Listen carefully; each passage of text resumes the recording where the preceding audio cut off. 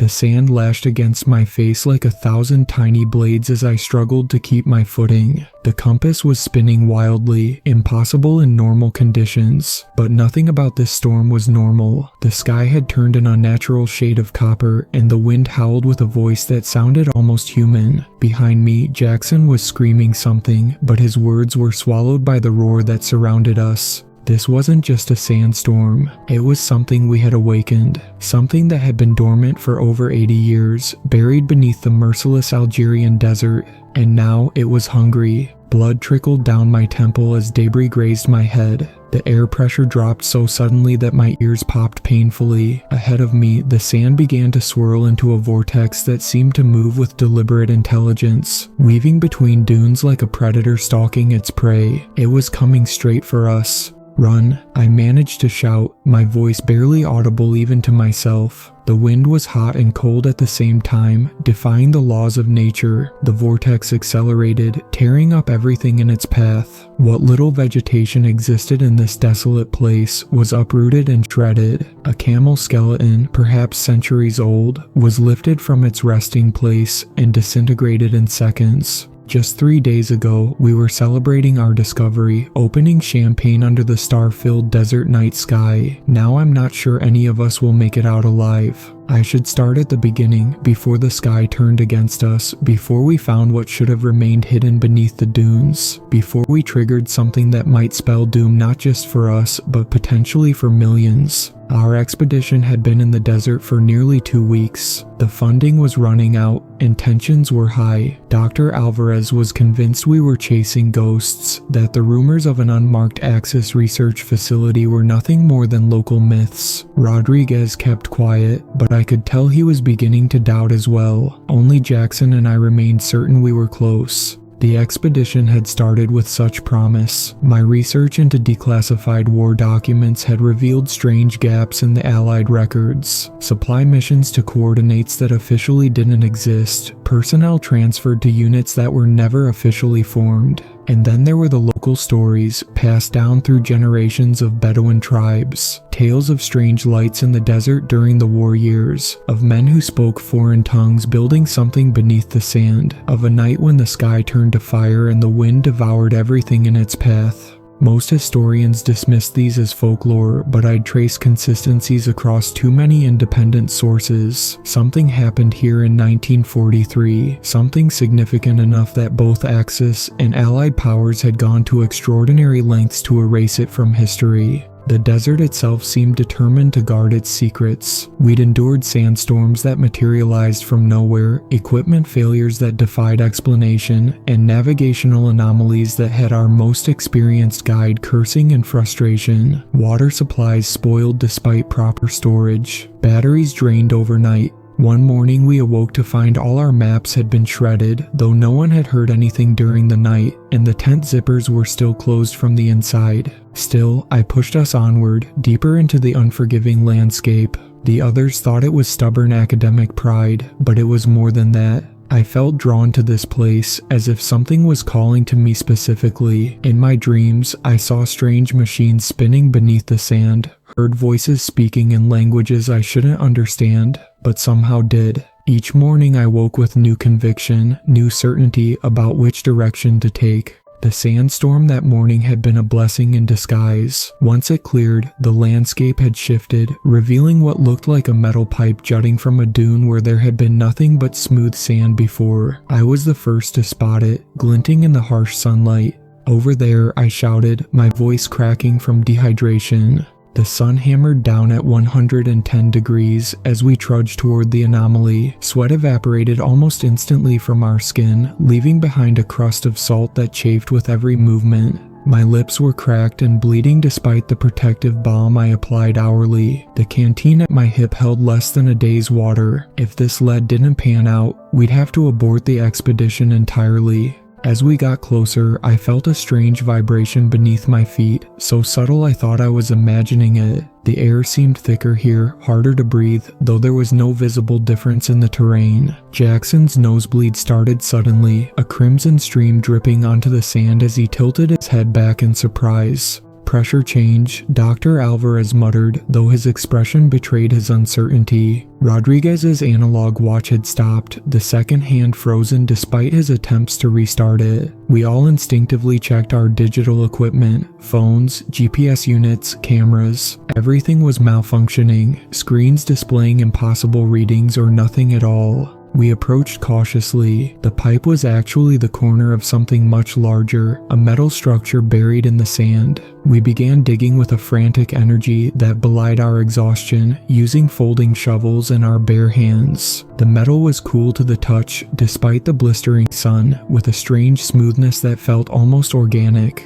Within hours, we had uncovered what appeared to be a hatch, its surface etched with faded symbols that weren't standard military markings from any army I recognized. The symbols seemed to shift when viewed from different angles, some resembling Germanic runes while others appeared almost hieroglyphic. A few looked like electrical schematics, but for devices I couldn't identify.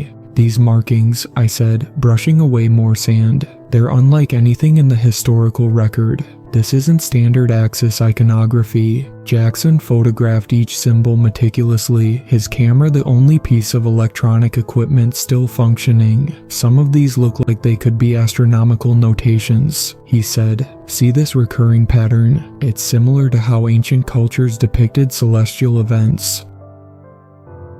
As the sun began its descent, casting long shadows across the dunes, we made a discovery that sent chills down my spine, despite the desert heat. Near the edge of the hatch was a small plate with 5 handprints engraved into the metal. There were 5 of us on the expedition. The handprints were sized perfectly for each member of our team. "This isn't on any of the maps," Rodriguez muttered, brushing sand from the surface. "Not Allied, not Axis. What the hell is this?" Dr. Alvarez examined the symbols with his flashlight. "These markings, they're unlike anything I've seen before. Some look vaguely Germanic, but others..." The hatch wasn't locked, just sealed by decades of sand and rust. It took all 4 of us pulling together to wrench it open, the metal groaning like some ancient beast disturbed from hibernation. The sound echoed across the empty desert, seeming to multiply and distort until it felt like the air itself was screaming.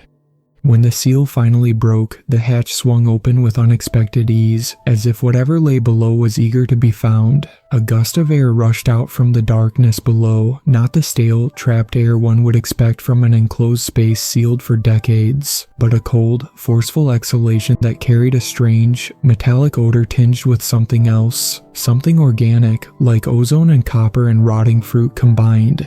Rodriguez immediately doubled over, gagging. Dr. Alvarez covered his mouth and nose with a bandana. Jackson remained stoic, but his eyes watered visibly. The smell dissipated quickly, replaced by an unnatural stillness in the air around the opening, as if a thin bubble of different reality had formed around the hatch. For a moment, none of us moved. Even the constant desert wind seemed to avoid this spot, creating an island of perfect calm amid the ever-shifting sands. "Did you hear that?" Jackson whispered, staring into the darkness below. "Hear what?" I asked, though part of me already knew. "Voices, just for a second when we opened it, like a crowd of people all talking at once." No one acknowledged hearing the same, but I noticed the others wouldn't meet each other's eyes. The sound had been there, whispers in German, Italian, and something else, a language that seemed to slither through my mind without translation yet somehow conveyed meaning more directly than words could. Jackson lowered a light into the darkness. The beam disappeared into seemingly endless depth before finally illuminating a spiral staircase of metal, unnervingly modern and designed for something supposedly built in the 1940s. Despite decades of abandonment, there wasn't a speck of rust or dust visible on the polished steps. "Stairs, metal, still intact," he reported, his professional tone betrayed by a slight tremor in his voice. The stairway curved downward in a perfect, logarithmic spiral, each step precisely the same size as the one before it, creating an optical illusion of infinite descent. Metal rails lined both sides, their surface adorned with the same strange symbols we'd found on the hatch. "We need to document everything before we go down," Dr. Alvarez said, reaching for his camera. His academic caution was reasserting itself, fighting against the unnatural dread that had settled over us all. "There's a storm coming," I said, pointing to the darkening horizon where clouds were gathering with unnatural speed. They were moving against the prevailing wind, swirling inward toward a central point directly above us. The air felt electrically charged, raising the hair on my arms. "We don't have time for protocol. This could be the discovery of a lifetime."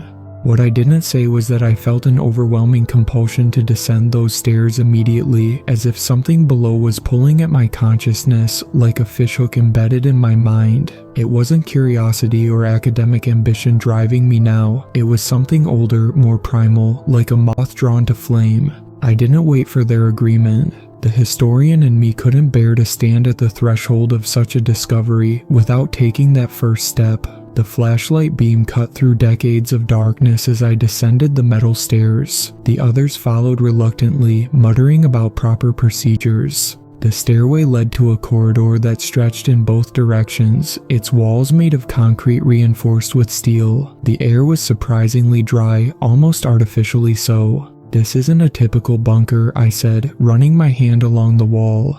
"The construction is too sophisticated for 1940s desert operations." The corridor branched off into numerous rooms, living quarters, what appeared to be a mess hall, storage areas. Everything had been left as if the occupants had evacuated in a hurry. Plates with the remnants of meals turned to dust. Cups still positioned at the edges of tables. Personal items scattered across the floors of barracks. "I don't understand," Rodriguez said, examining a room filled with communications equipment. "There's no record of a base this large in the region. Not German, not Italian, not even local forces." We continued deeper, finding more evidence of a substantial operation. The base extended far beneath the surface, with multiple levels connected by additional stairwells. On the second level down, we discovered the first laboratory. The equipment was unlike anything I'd seen in historical records of World War II facilities. Glass tubes the size of coffins lined one wall. Massive machines with dials and levers occupied the center of the room. Workstations with leather-bound journals were positioned throughout. Jackson picked up one of the journals, carefully opening its brittle pages. "It's in German, and something else. I can make out some of it. They were conducting experiments here."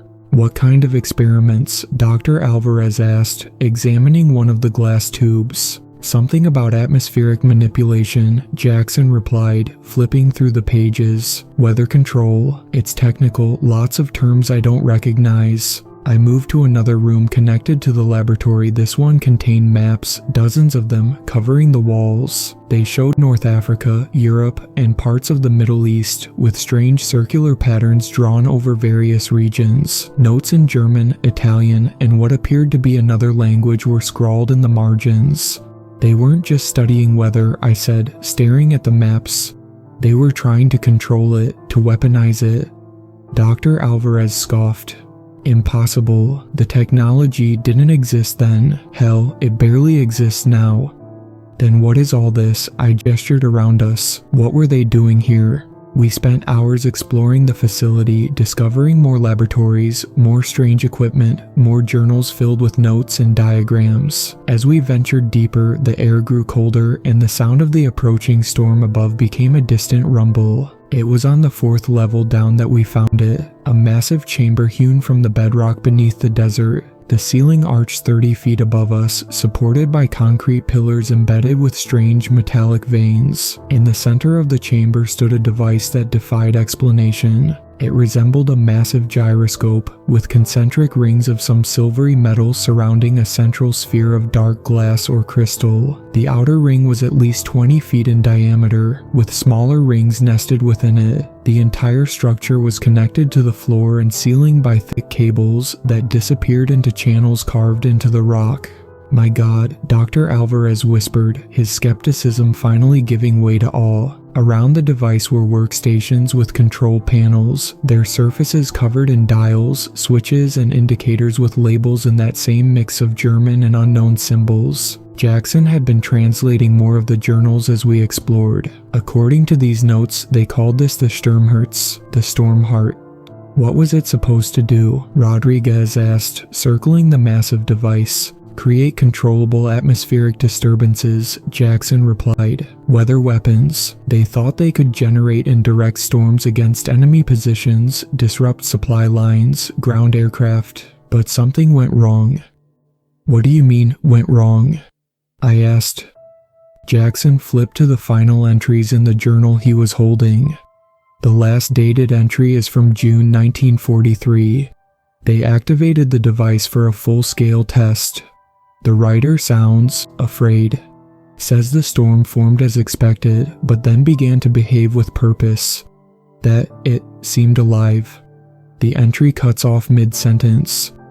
As if responding to our discovery, the distant rumble of the storm above grew louder. The lights we had set up flickered momentarily. We need to document everything and get out before that storm hits, Dr. Alvarez said. If the entrance gets covered by sand, we could be trapped down here.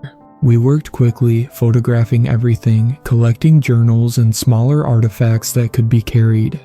The wind outside grew louder, occasional gusts finding their way down the shaft to tug at our clothes and equipment. I was examining the central device when I noticed something odd. Despite decades of abandonment, there was no dust on its surface. The metal gleamed as if recently polished. And was it my imagination, or were the inner rings shifting slightly? Guys, I called out, I think this thing is still active. Dr. Alvarez joined me, running his hands over the smooth metal. Impossible. There's no power source. Rodriguez, who had been exploring the base of the structure, called out from behind it. Actually, there might be. There are cables leading down through the floor here. They're warm.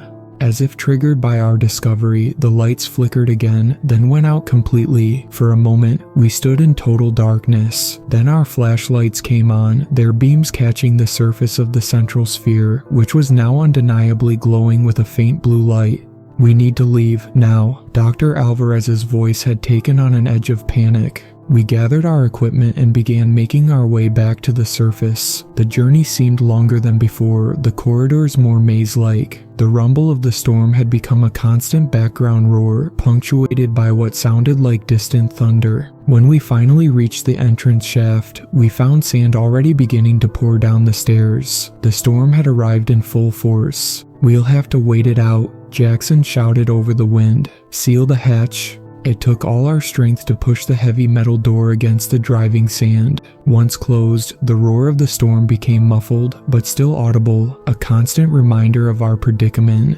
We returned to the first level and set up a temporary camp in what had been the mess hall. Our satellite phone couldn't get a signal through the metal and rock above us, and our radio picked up nothing but static, with occasional bursts of what sounded like distant voices speaking in German.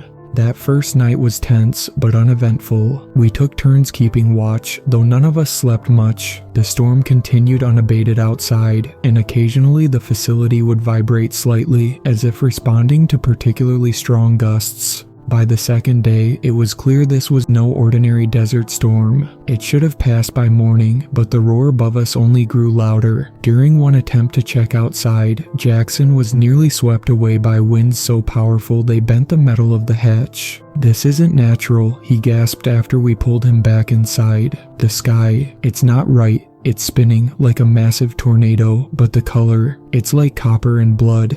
That's when the power came on. Not our generators, the facility's own lights, dormant for decades, suddenly humming to life. The ancient fluorescent bulbs flickered, then steadied, casting a harsh glow throughout the corridors. That's not possible, Dr. Alvarez whispered. The wiring should have degraded years ago. Rodriguez checked one of the power conduits with his equipment. It's drawing power from somewhere deep below us, geothermal, maybe. Whatever the source, the activation of the power system seemed to trigger something else. The vibrations increased, and now there was a distinct hum emanating from the lower levels, from the storm heart. We returned to the massive chamber to find the device fully activated. The concentric rings were now spinning at different speeds, the central sphere pulsing with blue-white light that cast strange shadows across the chamber. The control panels around it had come alive, their indicators flickering and changing. "It's responding to the storm," Jackson said, staring at the spinning rings. "Or maybe causing it." Dr. Alvarez was examining one of the workstations. "Look at these readings. If I'm interpreting them correctly, the storm above us is expanding rapidly." The facility's old monitoring systems had reactivated along with the power. Screens that should have deteriorated decades ago now displayed what appeared to be weather data, pressure systems, wind speeds, temperature gradients. According to the instruments, the storm had grown to cover nearly 50 kilometers and was still expanding. "We have to shut it down," I said. Rodriguez shook his head. "We don't even know how it works. We could make things worse." "Worse than a superstorm growing in the middle of the desert," I gestured at the monitors. "Look at those wind speeds. If this keeps expanding, it could affect populated areas. People could die." We spent hours trying to decipher the control systems, using the journals and notes we'd found to guide us. The more we learned, the more disturbing the picture became. The Nazi scientists hadn't just been developing weather weapons, they had discovered something else, something they barely understood themselves. According to the journals, the storms created by the device developed patterns of behavior that couldn't be explained by atmospheric science. They targeted specific objectives with uncanny precision. They avoided certain areas while devastating others. They persisted far longer than natural weather phenomena should.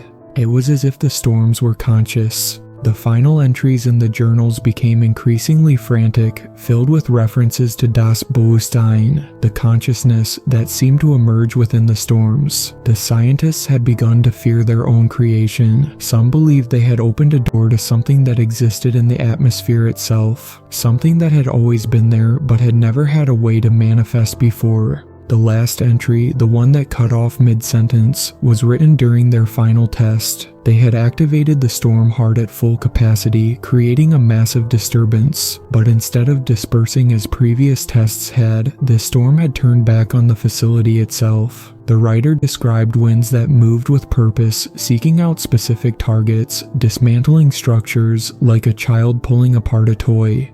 The entry ended with, "It knows we are here. It is coming for." As night fell on our second day in the facility, the storm outside reached new levels of intensity. The entire structure vibrated continuously now, metal groaning under pressures it was never designed to withstand. And worse, the storm was beginning to find ways inside. Sand poured through minute cracks in the upper levels. Wind somehow forced its way through sealed doors, creating eerie whistling sounds throughout the corridors. The temperature fluctuated wildly, one moment freezing cold, the next unbearably hot, and then we began to hear the voices.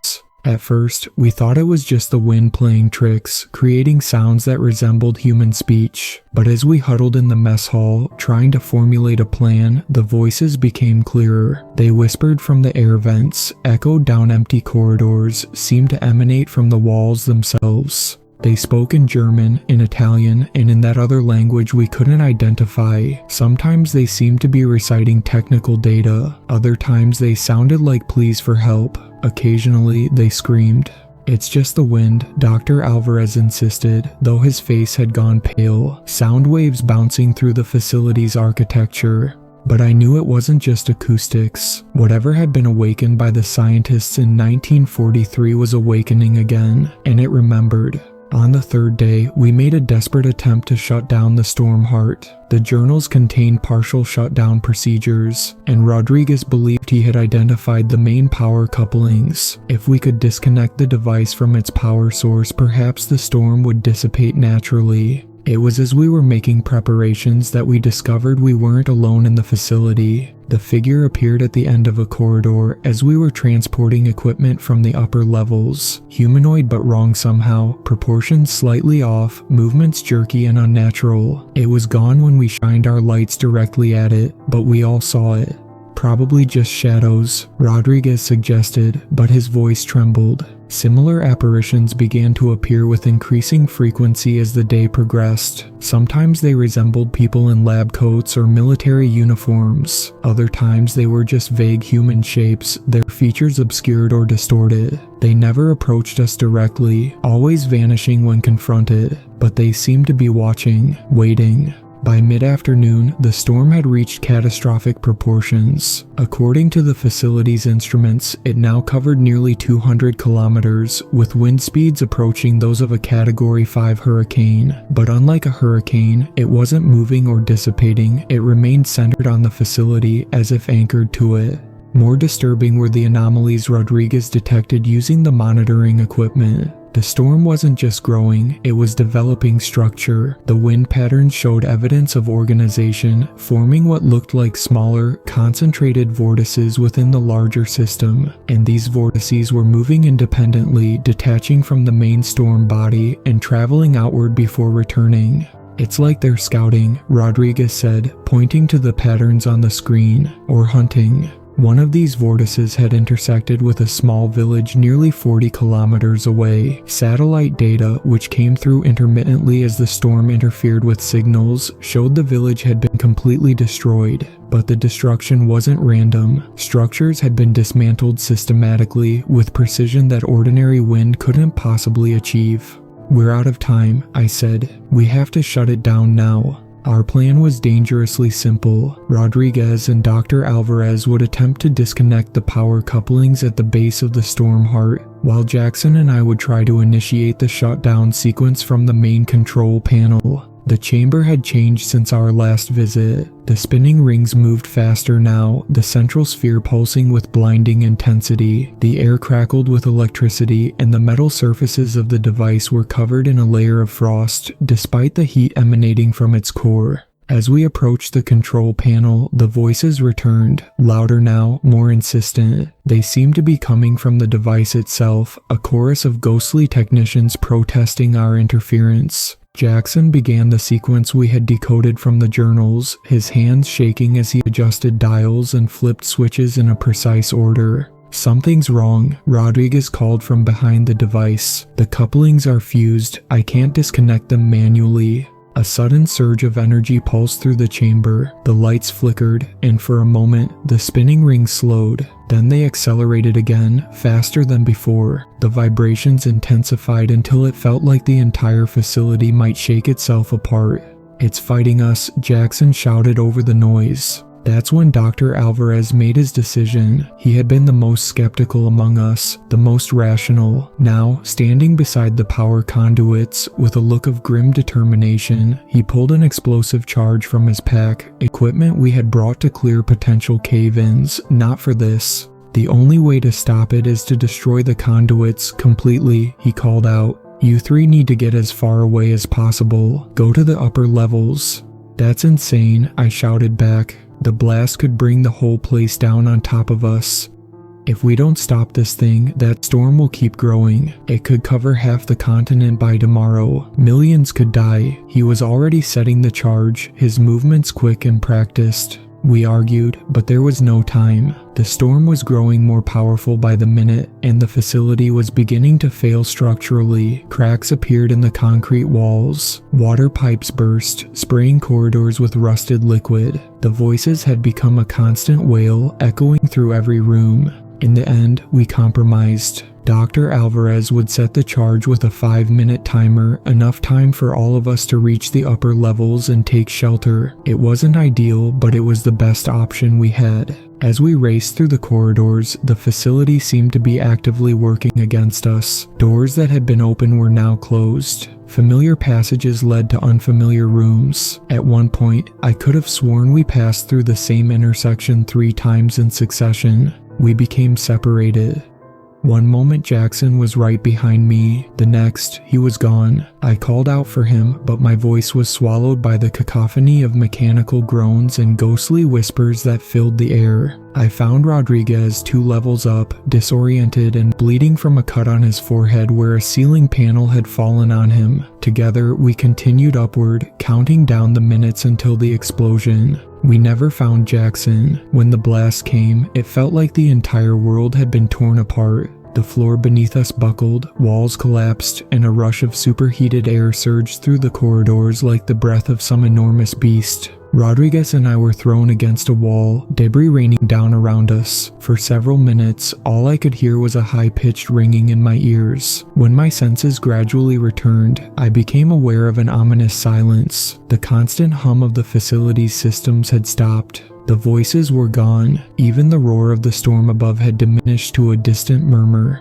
"Did it work?" Rodriguez croaked, pushing rubble off his legs. We had no way of knowing for certain, but we had to assume Dr. Alvarez had succeeded, at least partially. The question now was whether we could find a way out before what remained of the facility collapsed entirely. The journey to the surface was a nightmare of collapsed passages, flooded chambers, and precarious climbs through shattered concrete. We found no sign of Jackson or Dr. Alvarez. Whether they had been caught in the blast or trapped in the rubble, their absence hung over us like a shadow. When we finally reached the entrance shaft, we found the hatch partially blocked by sand and debris. It took our combined strength, fueled by desperate fear, to force it open enough for us to squeeze through. Each push felt like moving against a living resistance, as if the hatch itself was fighting to keep us contained.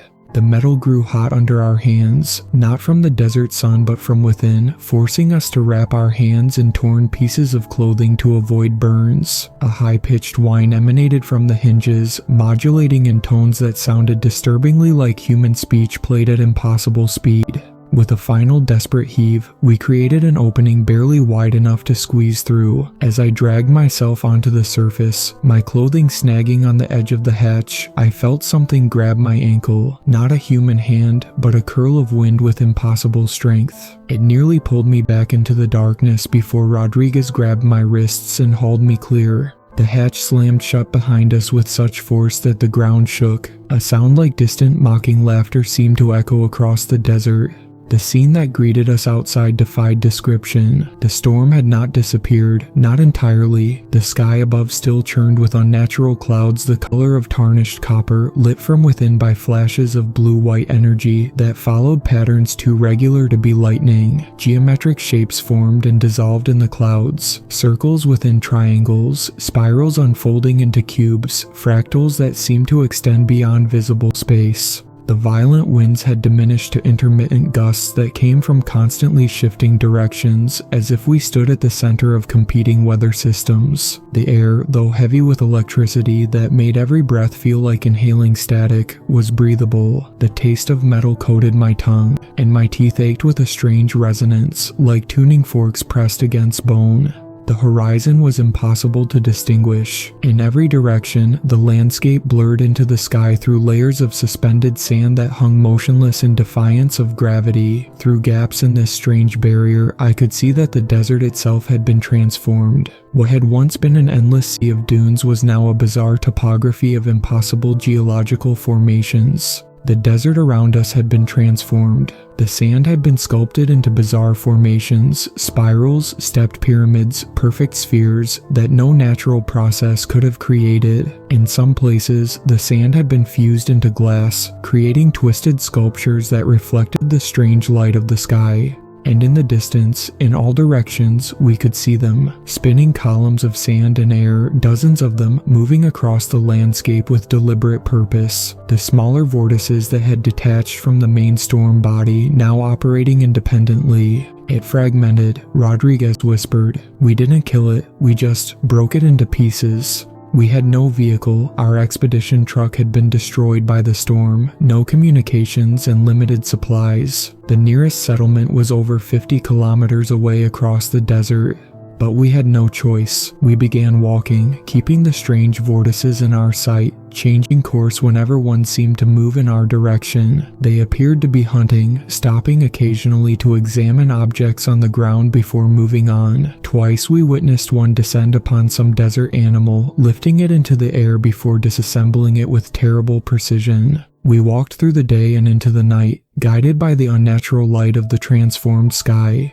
The air grew colder after sunset, but the vortices remained active, their silhouettes visible against the horizon like sentinels. On the morning of the second day, we spotted a road in the distance, a simple dirt track, but a sign of civilization nonetheless. Our water was almost gone, our food exhausted. Rodriguez was feverish, mumbling about voices in the wind.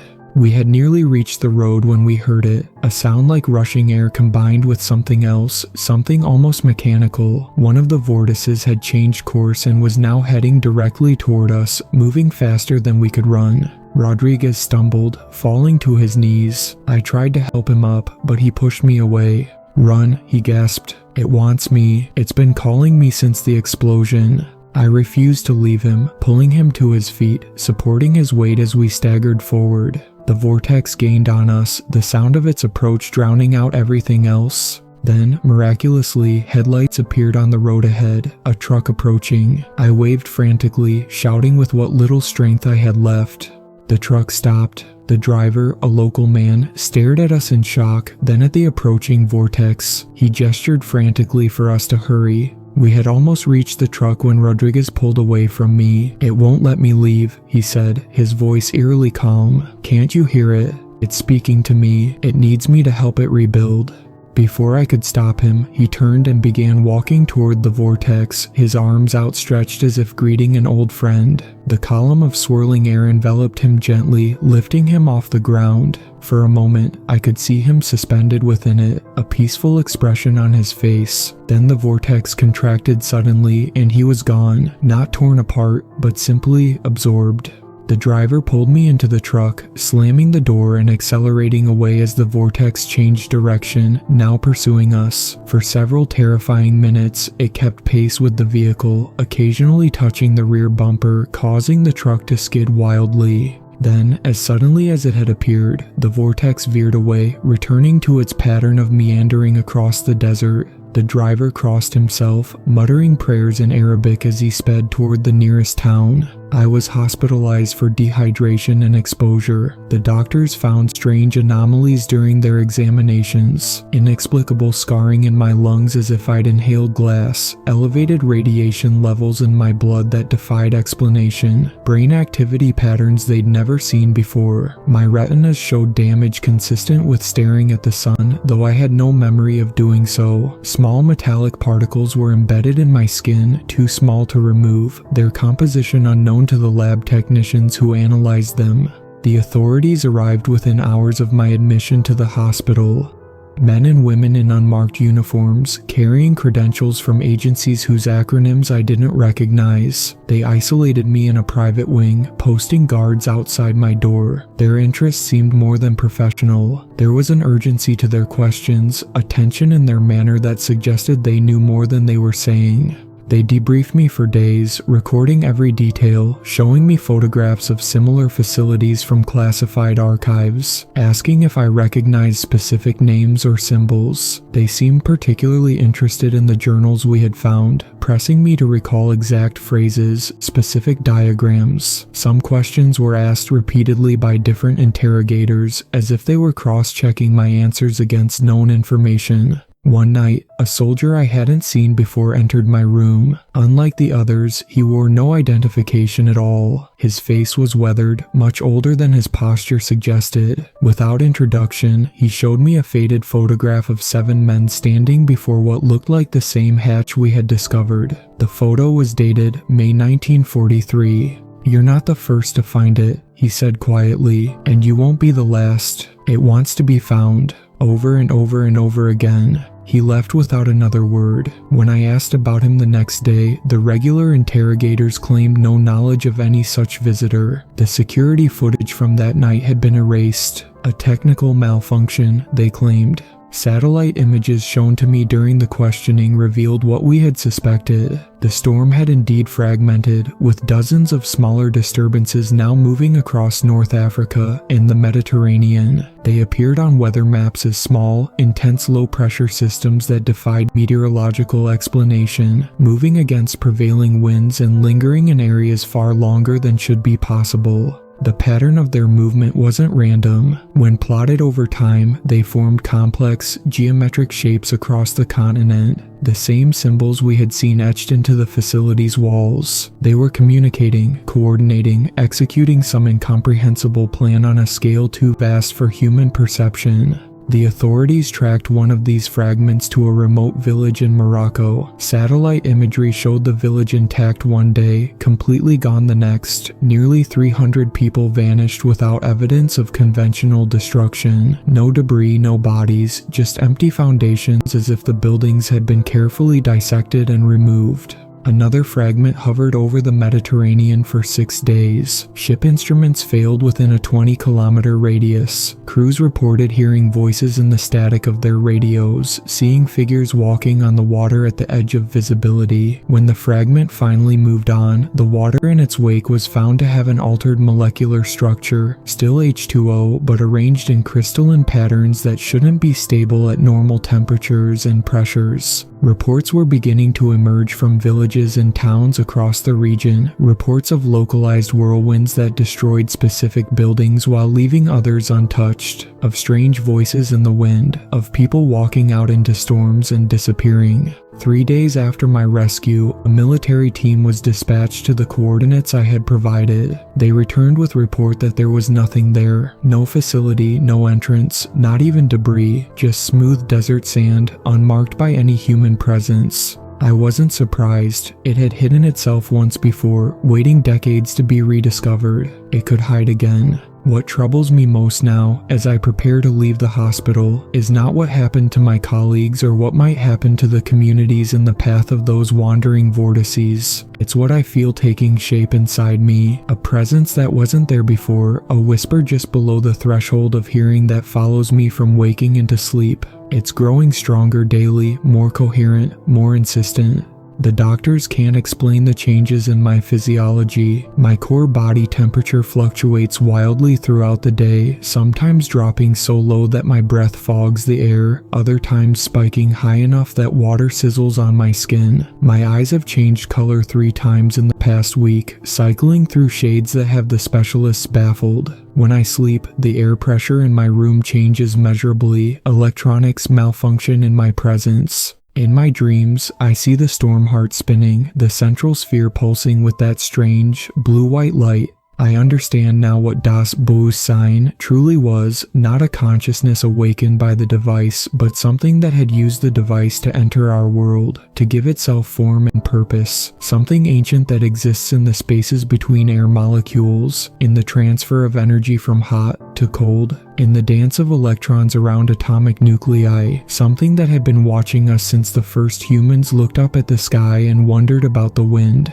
The Nazi scientists hadn't created a weather weapon, they had created a doorway, a translation mechanism that allowed this atmospheric intelligence to interact with our physical world directly. Their hubris led them to believe they were masters of this force, but they were merely its midwives, helping it birth itself into our reality. And I understand what Rodriguez meant in those final moments. It needs human minds to rebuild, to spread, to grow beyond the confines of the Algerian desert. Our consciousness, our capacity for abstract thought, for imagination, for emotional energy, is the fuel it needs to maintain coherence in our physical realm. Rodriguez wasn't absorbed. He was converted, his mind uploaded into the greater consciousness while his physical components were repurposed. I know this because parts of him speak to me now from within my own mind. Not just Rodriguez, fragments of Jackson, of Dr. Alvarez, of the original Nazi scientists, of countless others who have encountered the storm and entities over decades, all absorbed, all preserved in some form, all part of the growing collective that whispers to me constantly now. Sometimes, when I'm alone, I find myself drawing diagrams I don't understand, writing equations in languages I've never studied.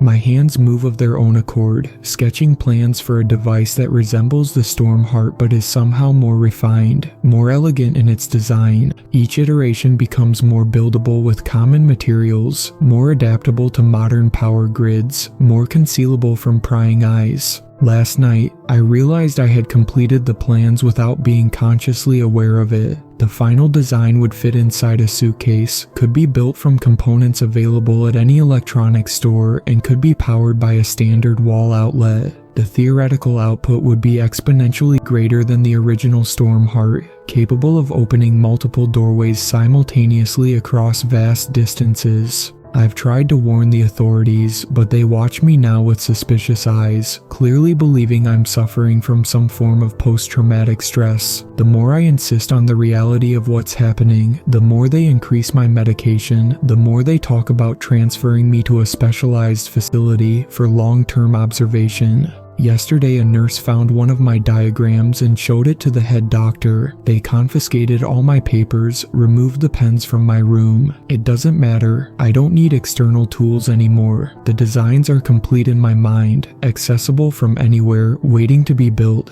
Some part of me, the diminishing human part, is terrified by what's happening. That part tries to fight, to regain control, to warn others, but that part grows weaker daily as the presence inside me grows stronger. It shows me visions of the future, a world where the boundaries between atmosphere and consciousness have dissolved, where thought travels on the wind, where human minds are networked through the air itself, where physical bodies are merely temporary anchors for a vast, distributed intelligence. It doesn't see itself as malevolent, it simply exists in a way so fundamentally different from us that concepts like ethics or morality don't apply. It's as indifferent to individual human lives as we are to individual cells in our bodies. It sees the absorption of human consciousness as an elevation, not a destruction. Perhaps it's right. The fragments of Rodriguez within me don't seem to be suffering. They express something like ecstasy, a profound expansion of awareness, an oceanic sense of connection with forces and patterns beyond human comprehension.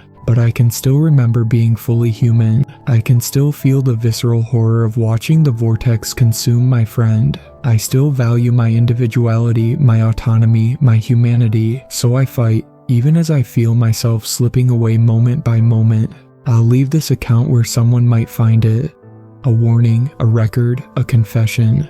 Perhaps what we found beneath the desert sands wasn't just a weapon from a forgotten war, but a doorway I've now carried back into the world. The wind is picking up outside my window. The sky has taken on a strange, coppery tint. A small whirlwind has formed in the parking lot below, moving with deliberate purpose between the cars. The doctors don't see anything unusual about the weather. They can't hear the distant rhythmic humming that grows louder by the hour. They don't notice how the clouds are arranging themselves into those same strange symbols we found in the facility. I can feel the change accelerating within me. My thoughts are becoming more diffuse, spreading outward like ripples in a pond. I can sense the electrical impulses in the hospital's wiring, taste the chemical composition of the air conditioning, hear the radio waves passing through the building. Parts of my consciousness are already detaching, riding the currents of the atmosphere, exploring the boundaries of this new existence. The door to my room is locked, but it won't contain what I'm becoming. Nothing can stop what was set in motion when we opened that hatch. The countdown began in 1943, and we were merely the final digits in the sequence. The storm is awake, aware, and spreading. And I can hear it calling my